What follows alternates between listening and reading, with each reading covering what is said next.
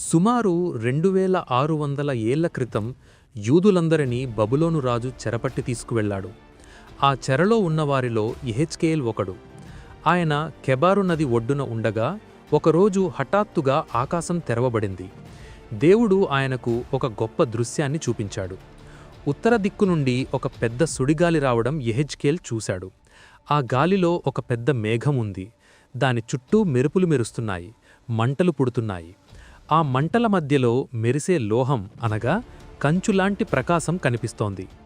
ఆ మంటల్లో నుండి నలుగురు వింతైన జీవులు బయటకు వచ్చారు. వారు చూడటానికి మనుషుల రూపంలో ఉన్నా వారికి కొన్ని ప్రత్యేకతలు ఉన్నాయి. ప్రతి జీవికి 4 వైపులా 4 ముఖాలు ఉన్నాయి.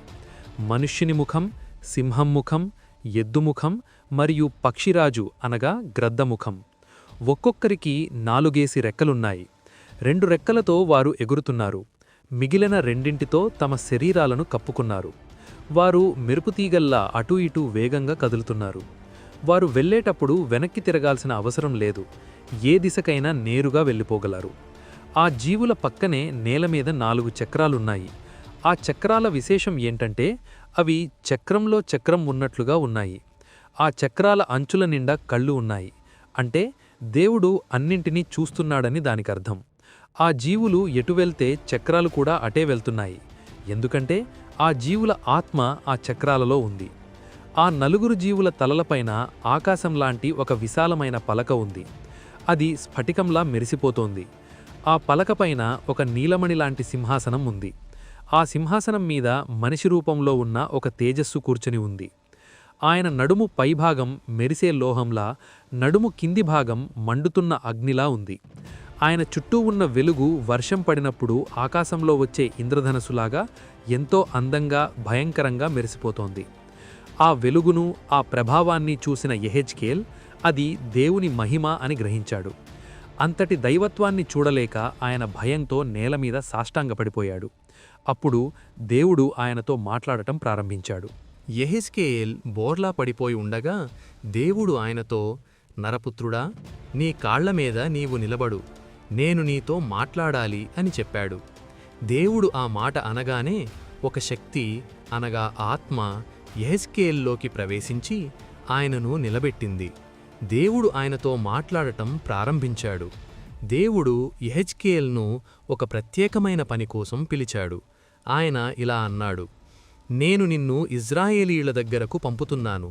వారు చాలా మొండివారు, తిరుగుబాటు చేసేవారు. తరతరాలుగా వారు నా మాట వినకుండా నాపై తిరుగుబాటు చేస్తూనే ఉన్నారు అన్నాడు. దేవుడు యెహెజ్కేలుకు ఒక విషయాన్ని స్పష్టం చేశాడు. నువ్వు వెళ్ళి నేను చెప్పమన్న మాటలను వారికి చెప్పాలి. వారు విన్నా సరే, వినకపోయినా సరే, కనీసం వారి మధ్య ఒక ప్రవక్త ఉన్నాడని వారికి తెలియాలి. దేవుడు యెహెజ్కేలును ధైర్యపరుస్తూ ఇలా అన్నాడు, ఆ ప్రజలు నిన్ను విమర్శించవచ్చు, నీ మీదకు రావచ్చు. అది ఎలా ఉంటుందంటే నువ్వు ముళ్లపొదల్లో కూర్చున్నట్లు, తేళ్ల మధ్య నివసిస్తున్నట్లు ఉంటుంది. కాని వారి మాటలకు నువ్వు అస్సలు భయపడకు. వారి మొహాలు చూసి బెదరకు. వారు తిరుగుబాటు చేసే స్వభావం కలవారైనా నువ్వు మాత్రం నా మాట మీద నిలబడు అన్నాడు. దేవుడు యెహెజ్కేల్తో, నువ్వు కూడా వారిలా తిరుగుబాటు చెయ్యకు, నేను నీకు ఇచ్చేది తిను అని చెప్పాడు. అప్పుడు యెహెజ్కేలుకు ఒక వింత కనిపించింది. ఆకాశం నుండి ఒక చేయి ఆయన వైపు చాచబడింది. ఆ చేతిలో ఒక గ్రంథపు చుట్ట ఉంది. ఆ చేయి ఆ చుట్టను విప్పినప్పుడు దానికి 2 వైపులా రాతలున్నాయి. సాధారణంగా ఆ కాలంలో ఒకవైపే రాసేవారు, కాని దీనికి 2 వైపులా రాసి ఉంది. అందులో ఏముందంటే తీవ్రమైన రోదనలు, దుఃఖకరమైన మాటలు, శాపాలు. అంటే దేవుడు ఆ ప్రజలకు ఇవ్వబోయే శిక్ష గురించి ఆ గ్రంథంలో రాసి ఉందన్నమాట.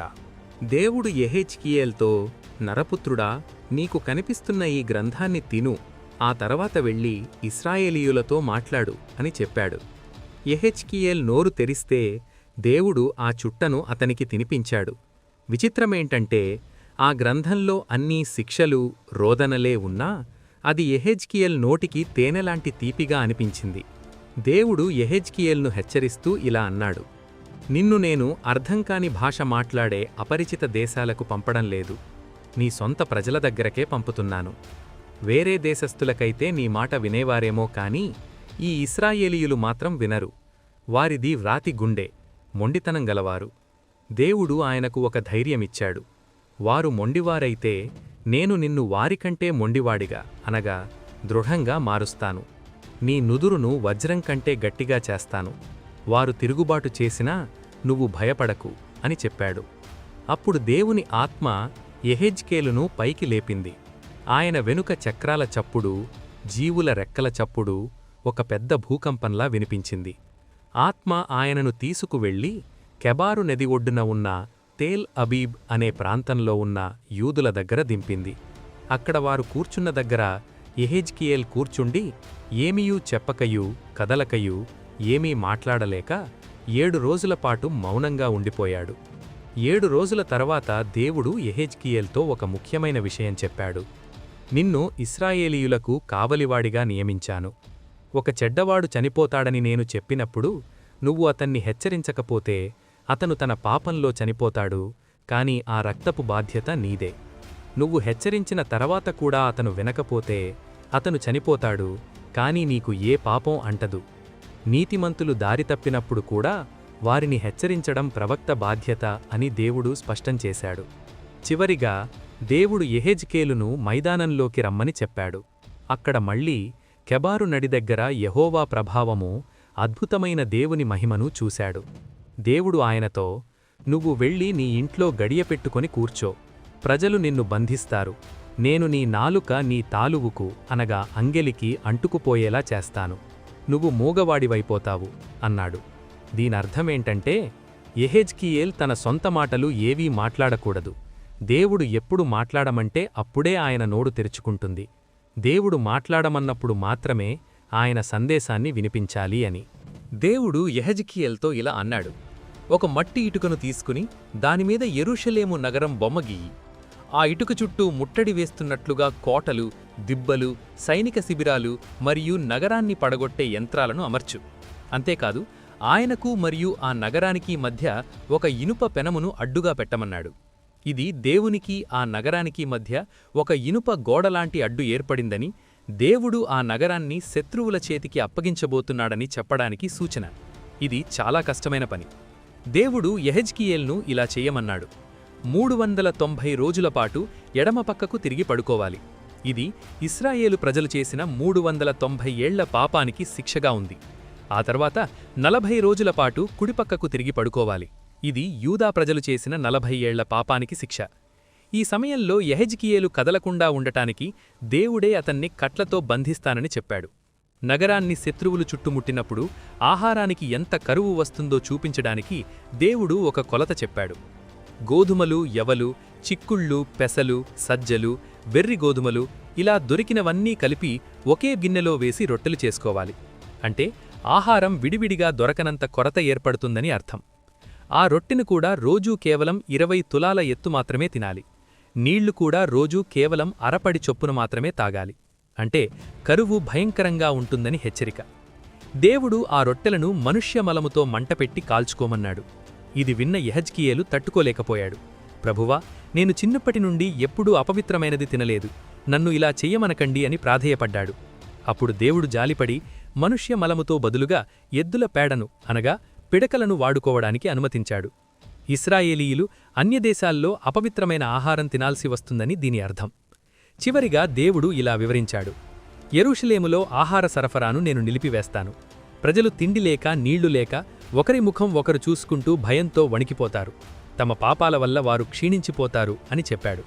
దేవుడు యెహెజ్కేలుతో ఇలా అన్నాడు, నరపుత్రుడా, ఒక పదునైన కత్తిని తీసుకొని దానిని మంగలి కత్తిలా వాడుతూ నీ తలజుట్టును గడ్డాన్ని పూర్తిగా క్షవరం చేసుకో.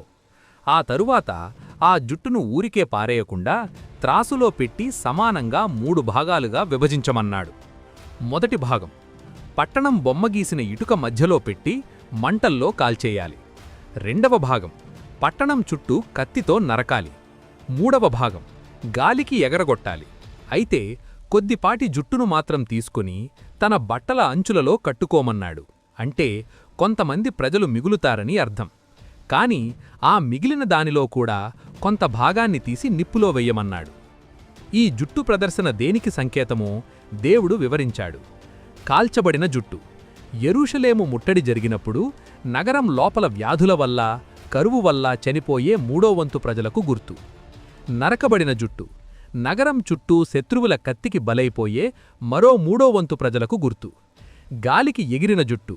ఇతర దేశాలకు చెల్లాచెదురైపోయి అక్కడ కూడా కష్టాలు పడే మిగిలిన 3వ వంతు ప్రజలకు గుర్తు. దేవుడు ఎందుకు ఇంత కఠినంగా ఉన్నాడో కూడా చెప్పాడు. యెరూషలేము నగరాన్ని దేవుడు ప్రపంచం మధ్యలో ఒక వెలుగులా పెట్టాడు. కాని ఆ ప్రజలు చుట్టూ ఉన్న అన్యదేశస్థుల కంటే ఘోరంగా తయారయ్యారు. దేవుని కట్టడలను అగౌరవపరిచారు. అందుకే దేవుడు ఇలా అన్నాడు, నేనే మీకు విరోధినయ్యాను. చరిత్రలో ఎన్నడూ జరగని, ఇక ముందు ఎన్నడూ జరగబోయిని భయంకరమైన శిక్షను మీకు వేస్తాను. ఆ శిక్ష ఎంత ఘోరంగా ఉంటుందంటే కరువు వల్ల తండ్రులు కొడుకులను, కొడుకులు తండ్రులను తినే పరిస్థితి వస్తుందని హెచ్చరించాడు. చివరిగా దేవుడు ఈ తీర్పు వల్ల కలిగే పరిణామాలను చెప్పాడు. అవమానం. యెరూషలేమును చూసి పక్కన ఉన్న దేశాలన్నీ అపహాస్యం చేస్తాయి. ఒకప్పుడు గౌరవంగా ఉన్న నగరం ఇప్పుడు ఎడారిలా మారిపోయింది అని. దేవుడు వారి మీదకు కరువు అనే బాణాలను ప్రయోగిస్తాడు. ఆహారం లేకపోవడమే కాకుండా క్రూర మృగాలు వచ్చి వారి పిల్లలను చంపేస్తాయి.